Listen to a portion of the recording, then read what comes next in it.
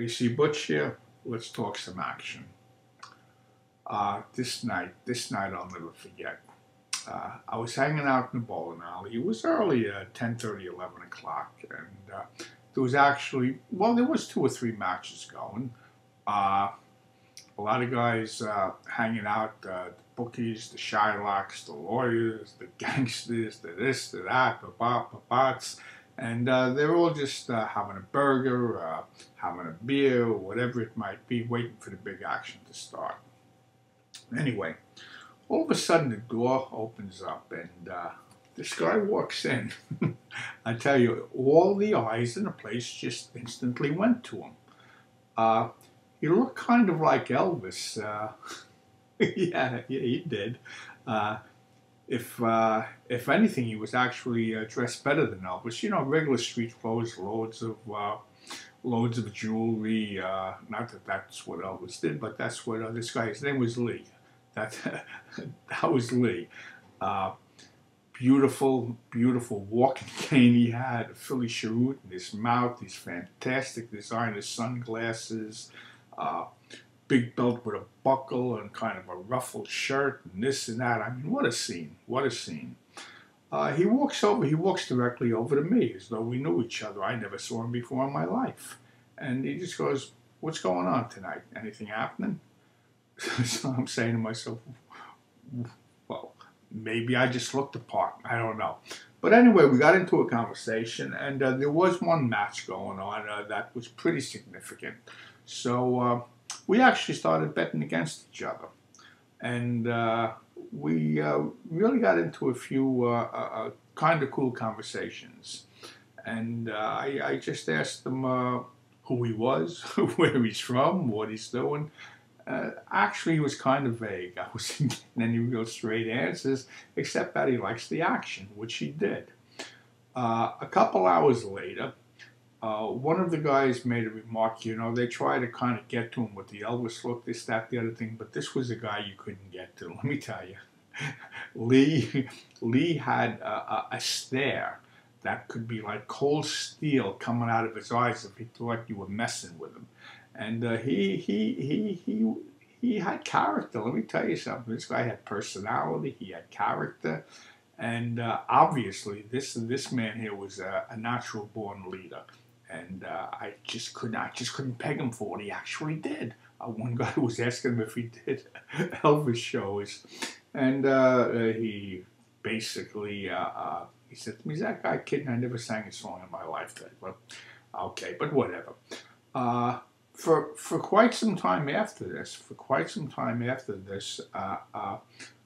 we started to get to know each other. Well, let's go back to that night. This is important. I almost skipped over it. It ends up that he actually bowled somebody, which I didn't even think was a bowler. Somebody had made some remarks because Lee was kind of putting somebody down for really just blowing it, and I said, "You think you could do better?" And Lee just said, "Absolutely." The guy goes, "Well, let's see. What would you like to bowl for?" And there was this guy that had walked in with Lee.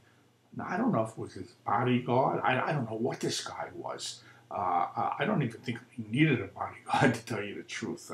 I know we shook hands. He had hands of steel. I thought, what a grip on the guy. But anyway, he just kind of gave the guy the nod. This guy was well dressed, a regular suit and everything, really well dressed, all black. I mean, it was a scene. It was a scene. But anyway, the guy goes outside and he comes walking back in with a bowling bag, so on and so forth, in his hands. And Lee already got a pair of alleys, and this was his ball, this was his shoes, this was his equipment. And let me tell you something. Lee is a bowler. There's no two ways about it. This man here can throw the ball. Oh yeah, with the best of them, I think. But over the next few months, well, Lee, big time. I went to the track with him a few times, and again, I forgot to mention what he had outside. This guy here, it turns out, was, well, I can't even say his chauffeur, because his chauffeur was actually outside. He's got a Rolls. I mean, the man's got a Rolls Royce. I mean, this is money. And the guy was out there. Well, he didn't leave the car. The guy was standing outside the car the whole time for hours. And but we went to the track a few times, and what a show! Lee is a showman no matter what he does. He may not be a singer, he may not be a performer, but he is a showman. I mean, he walks into the building, and like I say, all eyes are just on him. And we were in the dining room at Aqueduct. I also went to Monmouth with him, and the man could bet it up. The man could bet it up. He liked the action. Atlantic City, same thing. I was down there with him a few times. On the dice table, he put on a show. He put on a show, and the money was flowing. But let's kind of make this long story short. The end result is all of a sudden he disappears. I mean, I didn't hear from him. Nobody heard from him. Just gone. About a month later, I get this phone call, and I had missed the message myself. Well, I should say I didn't pick it up. I didn't miss the message. The message was left on my phone. And it was Lee, and he tells me he would like to meet me at this club tonight. Okay, whatever. Hey, I'd love to see the guy. I was fascinated with him. Very intriguing guy, very interested. So I go down to the club, and as I walk in, a gentleman comes walking over to me, and he goes, you're here to meet Lee. Okay, so the guy seats me at a table, and I'm waiting for Lee, but he's not showing up, and I'm just sitting there. I ordered a drink, and a show is getting all ready to start. Curtains open up, and this guy comes out and announces that he has a very special guest that's going to do a song.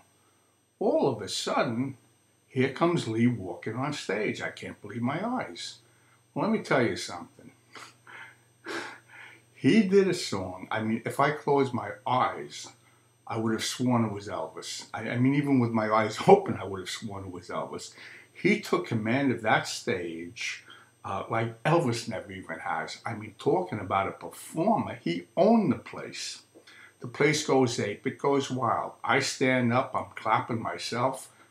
He looks directly over at me, catches my eye in that fantastic stare that he has, winks at me, walks directly off the stage, goes to the rear, and I never see or hear him again. This is the craziest, wildest thing I have ever experienced in my life.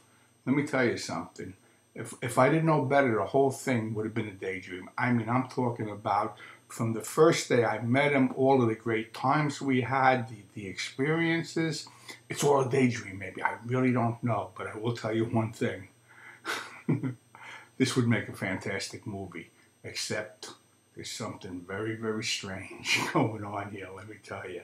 Very strange. AC Butch, over and out.